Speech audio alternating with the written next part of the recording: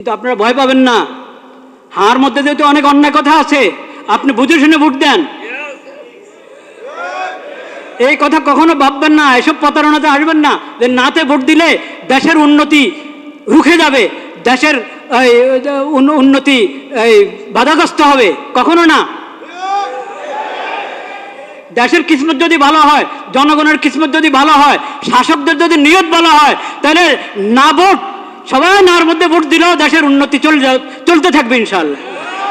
হ্যাঁ ভোট দিবে না ভোট দিবে। আচ্ছা, সুবহানাল্লাহ। দেখেন, হ্যাঁ না দুইটা অপশন আছে কি নাই? অপশন যখন দুইটা আছে, এখন সবাই তো বলছে, সরকারও চাচ্ছে হাতে ভোট দেওয়া হোক, হাতে ভোট দিলে দেশের ফায়দা হবে, নাতে ভোট দিলে দেশের উন্নতি বাধাগ্রস্ত হবে। সরকারও বলছে হাতে দিলে দেওয়া উচিত, উৎসাহ দিচ্ছে। অনেক দলকে দিয়ে বলানো হচ্ছে, বা অনেক দল নিজেরাও স্বতঃস্ফূর্ত বলছে হাতে ভোট দেওয়া হোক।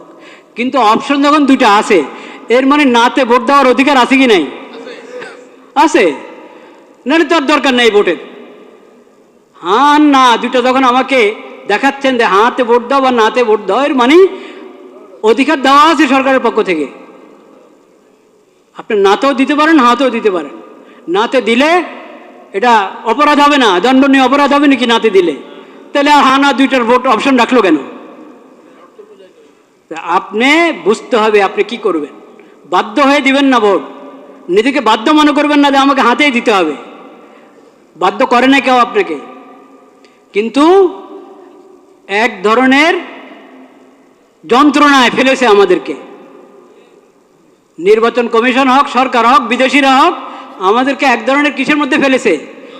যন্ত্রণায়, পেরেশানিতে ফেলেছে।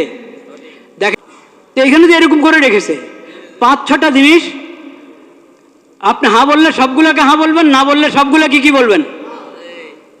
কেন অপশন নাই? কেন 5টাকে আলাদা আলাদা ভোট নেন? আপনাদের কি সিলের টান পড়ছে, না কালি কাগজ, না কিসের টান পড়লো? 6টা জিনিসের উপর একসাথে বললে হ্যাঁ, আর না বললে 6টার উপরে কটা? মোট কটা? 5টা? 8টা?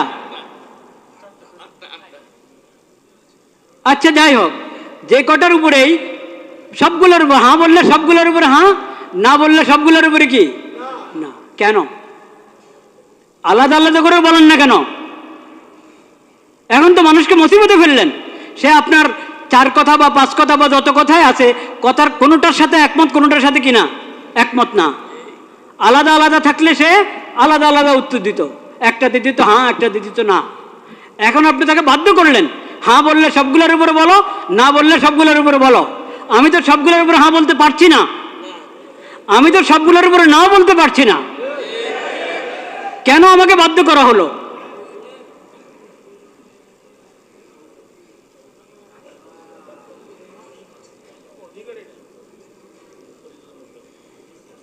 একটা পেরেশানি, একটা যন্ত্রের মধ্যে ফেলা হলো জাতিকে। ভোট দিলে সবগুলোর উপরে হ্যাঁ বলো, আর না বলতে হলে সবগুলোর উপরে না বলো।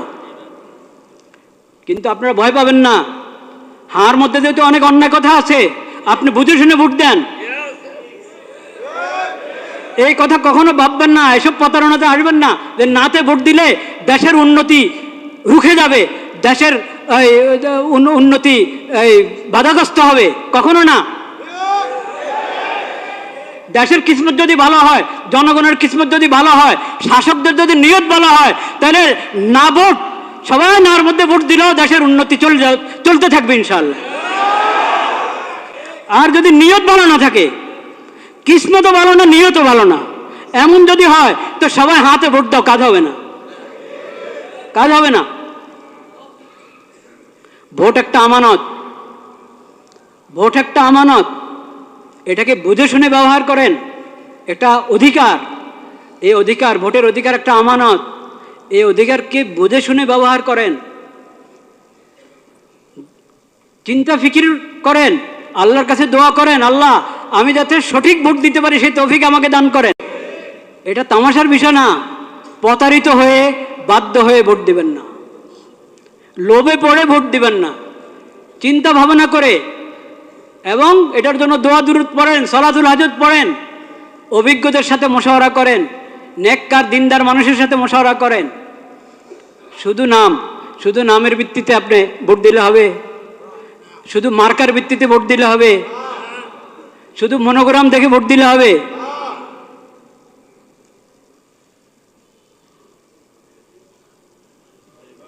এটা হবে না, চিন্তা ভাবনা করতে হবে। শুধু নাম দিয়ে প্রতারিত হবেন না।